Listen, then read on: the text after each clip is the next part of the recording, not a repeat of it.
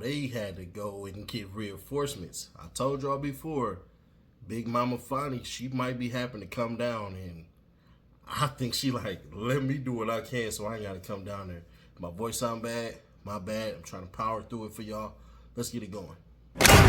So we're going to paraphrase through this a little bit. This is basically Fani Willis jumping up out the bleachers like, nah, coach got to get in the game and put on that jersey.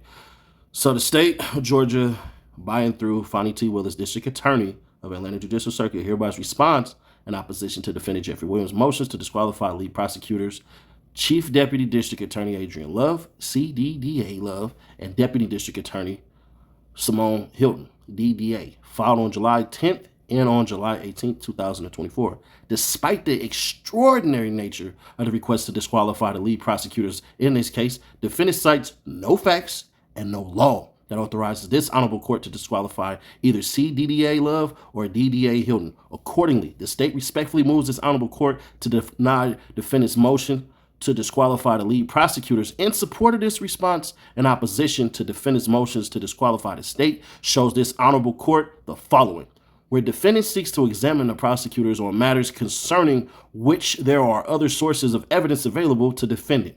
The laws of Georgia and the facts of this case mandate this court's denial of defendant's motions to disqualify. In support of his motions to disqualify the lead prosecutors, defendant asserts that lawyer Love and Hilton have made themselves critical witnesses in this case when CDDA Love engaged in text messages with a witness and when CDDA Love and DDA Hilton participated in a hearing chambers with the witness and his lawyer regarding contempt proceedings against the witness. Now, I will say this. It's not out of the realm of things to happen if a freaking prosecutor or defense lawyer are texting their witnesses. Like, there's nothing wrong with that at all. So there's that part. Defendant cites no legal authority in support of his position. Defendant, however, bears a heavy burden of proving that disqualification of the lead prosecutors in this case is warranted. See Lewis v. State, 312, Georgia, APP 275-283, 2011, instructing that it is the burden of the party seeking to disqualify counsel to prove the extraordinary remedy of disqualification is warranted. Defendant does not even attempt to meet this burden. Instead, he rests his pleadings on legally and factually unsupported assertions. Basically saying he believes some BS that ain't even true. A hearing in chambers was proper. Defendant asserts without support that CDDA Love and DDA Hilton are disqualified as prosecutors in this case because they attended a hearing in chambers that he believes himself entitled to have attended. Defendant argues that lead prosecutors in attendance at the hearing are disqualified under Georgia Rule of Professional Conduct 3.7a from prosecuting the case. Because defendant now needs to examine them about the hearing and what took place, defendant's arguments is not grounded in law. The hearing in chambers was about an ongoing contempt proceeding against a witness who, upon motion of the state, had been compelled to testify but refused to do so. See transcript of June 10, 2024, ex parte hearing in chambers. This hearing was proper.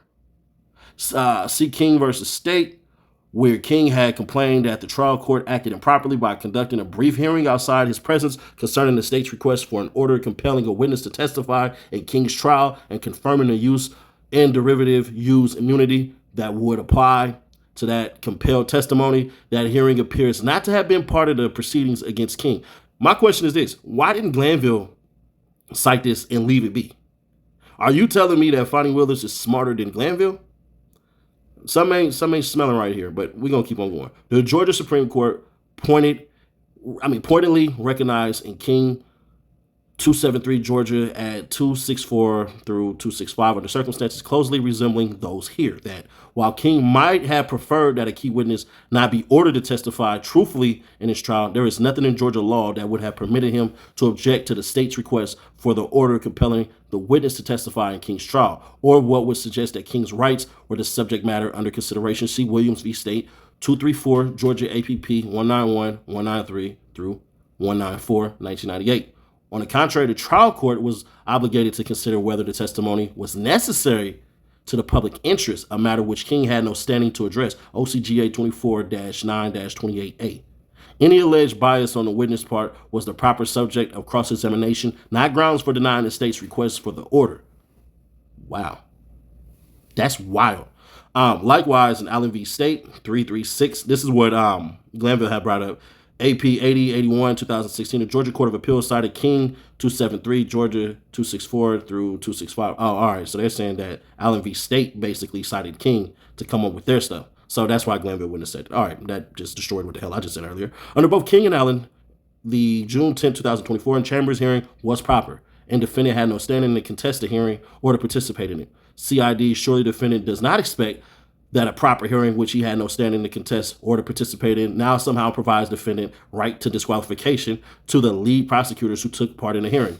Such a position makes no sense. Disqualification of the prosecutors would constitute an abuse of this honorable court's discretion, where other sources of evidence about what happened at the hearing are available to defendants to obviate any need of defendant for either prosecutor's testimony, even if the hearing had not been proper. Bro, come on, for real? Even if it wasn't proper. An even bigger hurdle barring disqualification of prosecutors is the availability to defendant of other sources of evidence of what happened during the hearing. And finally, that's where you just messed up. We ain't even got to read no more, because all Brian Steele has to do, and I'm not saying he will, and this is just me being super simple, is literally wait for Kenneth Copeland to be cross-examined, and he's going to ask him, did you tell them you were going to lie? Did they know you? Did they force you to testify? Do you feel you were forced to testify? Were you made any promises that you felt were not fair or whatever? It's going to be simple. All he's going to do is ask questions for Woody about how he was treated by the prosecution to get his damn testimony. That's going to look bad. You just open up a can of worms. I think this is what Brian Steele wanted. This is dumb. This is stupid.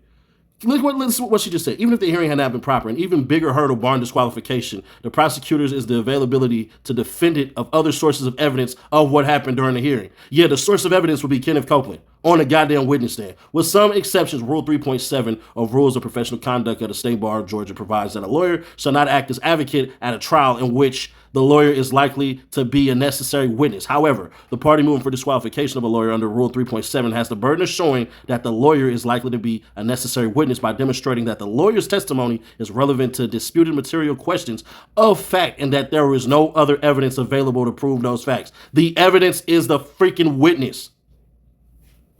God damn. The hearing in chambers was taken down by the court reporter and transcribed. All parties now had a transcript of the hearing in chambers. The transcript clearly identifies those who were present, and that includes sheriff deputies, investigators from the district attorney's offices, and witness currently on the stand, and witness attorney. Indeed, defendant will get to cross-examine the witness at issue himself. If he asks Kenneth Copeland, were those transcripts that you read or heard read to you, were they 100% truthful? If he says no, what the hell are you going to do then, Fani?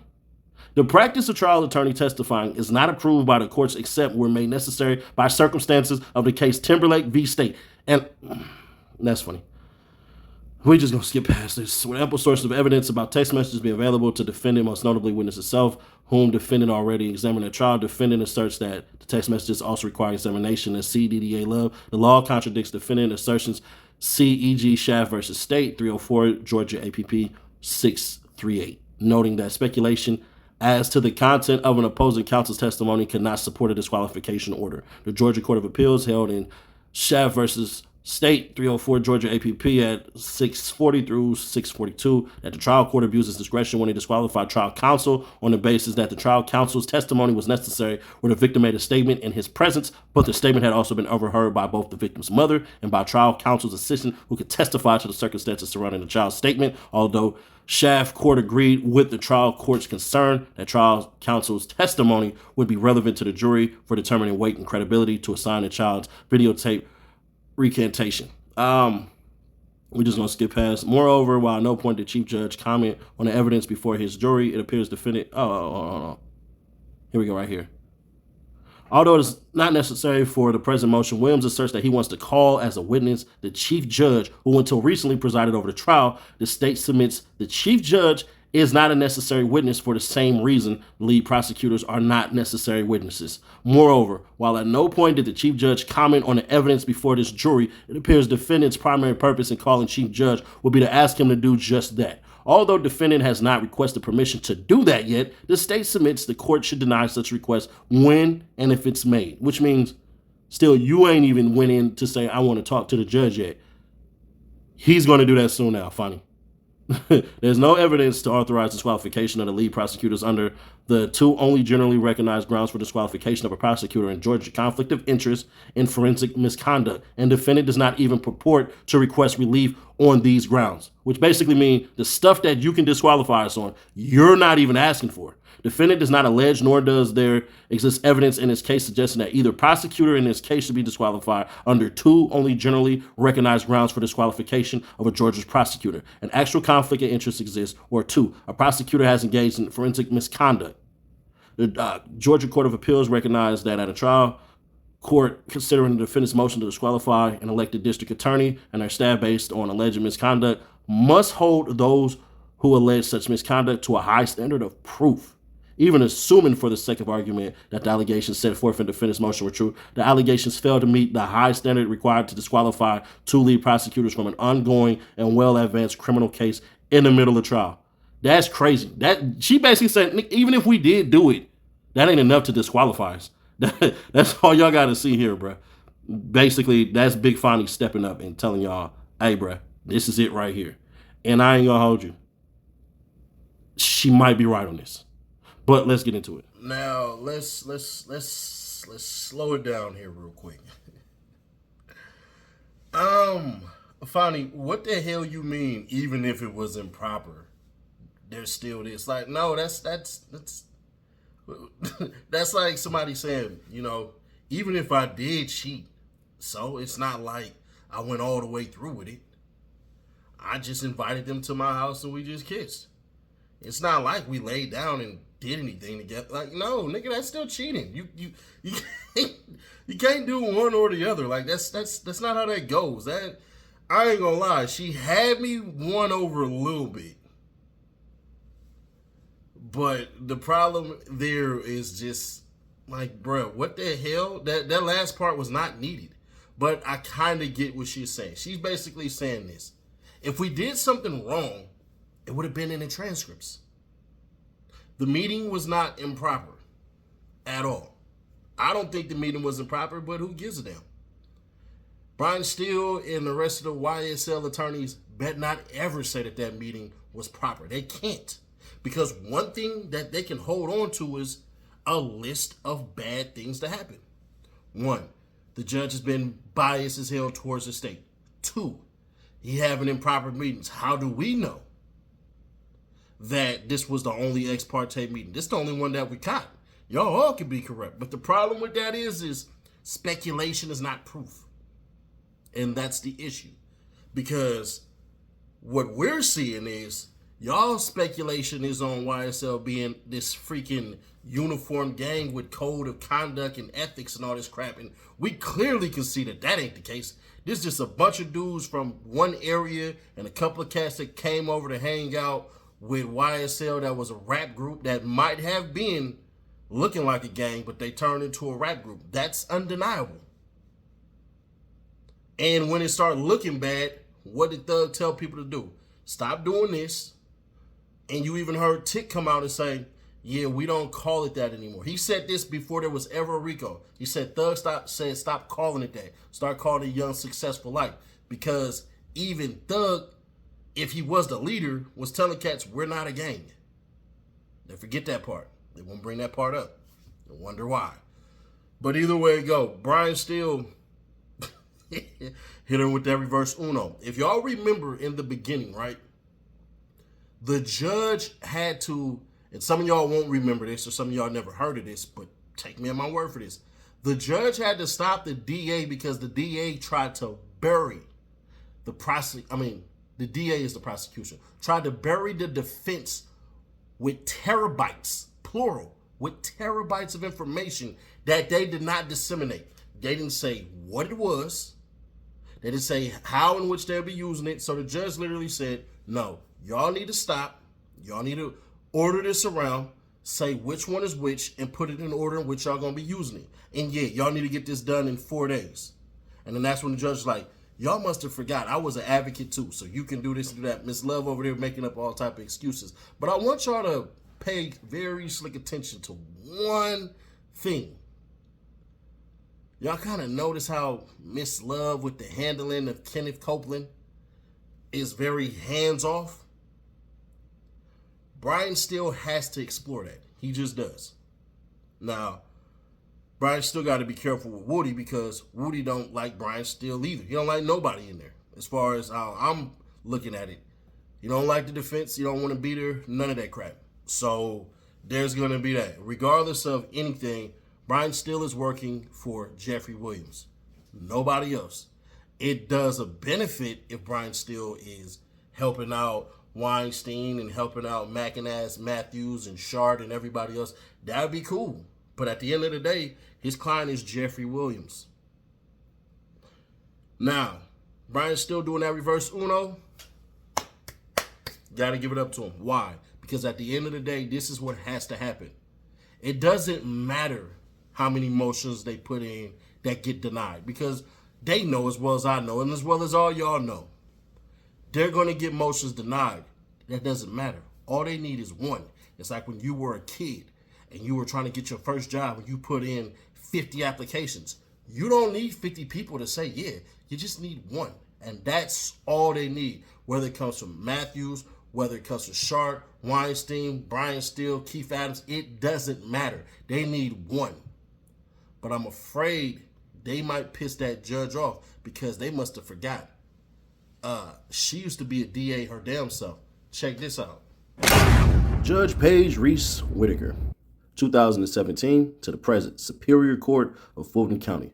Juris Doctor, Duke University School of Law, 1992. Bachelor of Arts, magna cum laude, Political Science, College of Charleston, 1989. Damn, she's magna cum laude? That's insane. That woman's smarter than smart. Deputy District Attorney, Appeals Division, Fulton County District Attorney's Office. Senior Assistant Attorney General, Criminal Justice Division, Georgia Department of Law. Board of Governors, State Bar, Georgia. Chair, Georgia Commission on Family Violence. Fellow, Georgia Women's Policy Institute. Leadership Academy alumnus, Georgia Association of Women Lawyers. Master, Beckley and Weltner Ends of Court. Treasurer, Lawyers Club of Atlanta. Executive Committee, Old Warhorse Lawyers Club. Member, Atlanta Bar Association, Federalist Society, St. Thomas More Society, Stonewall Bar Association. Past Chair, Fulton County Juvenile Court Citizens Review Committee. Ambassador Pink Ribbon Story Foundation. Sustainer Junior League of Atlanta. But I want y'all to go back to this one. Deputy District Attorney, Appeals Division, Fulton County District Attorney's Office, which means she was a D. So that's not to say that, she's automatically for the state or anything like that, but I don't give a damn. I'll say it. You're not going to ever see me on the side that says that the judge and the DA ain't working hand in hand. I don't care who it is, how sweet they seem. All these judges work hand in hand with the DA. And if your lawyer was worth they salt, they would work hand in hand with the DA a little bit as well. To me, and y'all can disagree with this if you want to, I think the best course of action for the DA would be get some plea deals done and end this. Get some freaking plea deals done and end this. I know they want to make Thug a felon and all this stuff and Jeffrey Williams. I can tell you this 100%. I know this to be 1,000,000% fact. Don't want to be no damn felon. So we're going to see how that plays out. If they can strike a deal where Lil Jeff ain't no felon, or they can treat him like a felon until his probation is up, which is damn near the same thing anyways, then so be it. But Young Thug is going to fight this because he don't want to be a felon and he understands what happens with felons in this day and age society. Now, if you're white and you got some discoloration going on in your skin color and you're obese and you're 78, you might get voted the next president, but not a guy named Young Thug. That ain't going to happen. But either way that go, yeah, man, they need to try to freaking hammer out some freaking plea deals, honestly. And the more they do, the better, because that judge basically kind of hinted at him like, in this. Because I think she don't want to do it, which is a plus for the defense. But I think at the end of the day, she's still a damn DA. And it's rare you're going to see me see you're going to see me say, oh, yeah, this judge is legit. Like, I like this judge all the way. It's just not going to happen. There were some high moments with Glanville. There were some very, very low moments with Glanville. But I'm telling you now, I don't see none of this stuff that STEELE is talking about doing, trying to basically bring up Love and Hilton to be witnesses and all that stuff, because if he pulls this off, I think Big Mama Fani coming down. And I'm telling you now, I'm showing up to at least 3 court dates. If Fani Willis is in the building, I am there. And I'm going to be dropping some exclusive Fani Willis footage that she ain't going to like, but she can't do nothing about it because these is all court documents. Yeah, hey, it ain't Donovan Thomas who was your gangster boyfriend. You know I know. You know I know. Hey, people, y'all want me to prove that? I got y'all. Subscribe, turn on that bell, stay notified, share to keep your people aware. We are, what, 18K away? No, 16K away from that $1,000 giveaway. So subscribe, turn on that bell today. I don't know how my voice sounds to y'all. I think it sounds like crap, but I don't know. But I appreciate y'all, man, for sticking it out. I had a lot of BS, personal BS go on.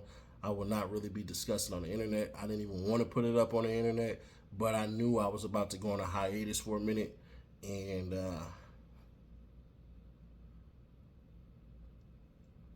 it is what it is.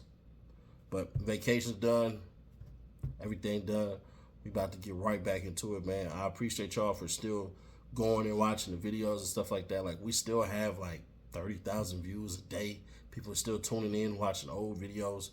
Bruh, that means everything, because y'all don't have to do it. Y'all choose to do it, and it's the best stuff ever.